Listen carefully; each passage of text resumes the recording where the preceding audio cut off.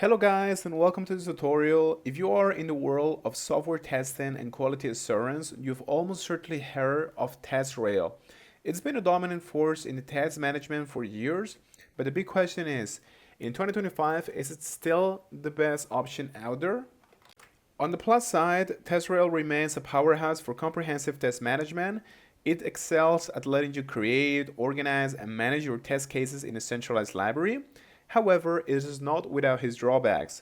Some users find the interface can feel a little bit complex, especially for new testers.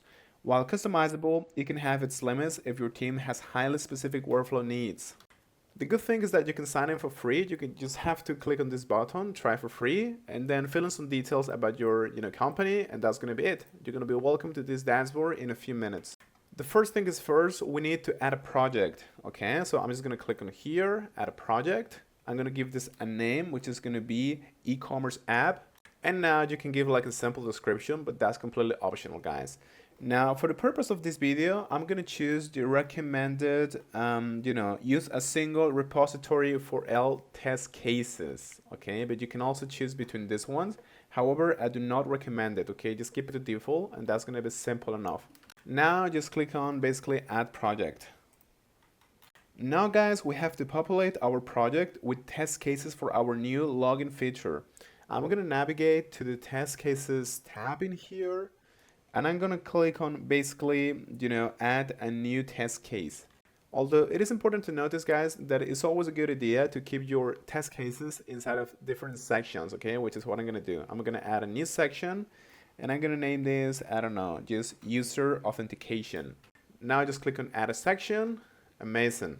Now inside of this section, I'm going to add our first test case. So let's click on add a case in here. Now, a good test case has a clear title, preconditions, steps to reproduce, and an expected result, okay? So let's give this a title. The case title is just going to be verify successful login with valid credential. Let's click on OK. Amazing. Now, on the preconditions, guys, we're going to add something like a text, which is going to be something like user must have a register and active account. Okay, that's what we're gonna have to check, before we run the test. Now, similarly, we have to outline the steps that we're gonna make. Okay, and I'm gonna actually write them for you. The first step is gonna be navigate to the login page. That's first of all. Now, second, we need to enter a valid username. Third, enter the corresponding valid password. And fourth and last, we're just gonna, click the login button. That's pretty much it. And for the expected result, I'm just gonna write this here, okay? User is successfully logged in and redirected to their account dashboard, okay? And I'm just gonna leave it like that. The priority, I'm gonna set it to high. And you can add more details, but I'm just gonna leave it like this. And I'm gonna click on save test case and next.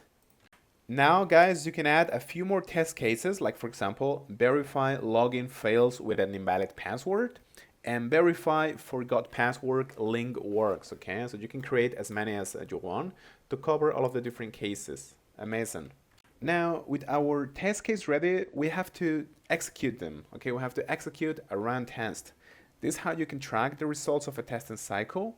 I'm just gonna go to the basically run test and I'm gonna click in here. And now, guys, we are inside of the test run. As a tester, I could go through each case inside of our section, okay? In my case, I only have one, but I told you to create multiple of them, okay? And let's say the first test, for example, which is verify successful login with credentials, passes. I'm just gonna click on the test in here, and I'm gonna set the status to pass, okay? And I can even add different comments or different screenshots, depending on the criteria that you might have, okay? And as you can see, this dashboard is going to update as well to all of them have been passed. Now, what if we find a bug, for example? Let's say that the invalid password test fails, or in my case, it's going to be this one because I don't have any more. I'm going to change the status to failed. After completing our test run, management will want to see the results. TestRail reporting is excellent for this. You just have to go to reporting here, and you can select from, one of the many different templates that they have. Alright guys, so just click on any of them and you can generate a report which is going to be very complete and you can personalize. So yeah guys, TestRail is actually a pretty impressive tool for testers. You even have like a free trial that you can try it out. And the only disadvantage that I have is that the update or the interface is not very good looking and it looks kind of outdated, okay? But for the rest, it's a pretty good tool, so I recommend that you use it. Thank you so much.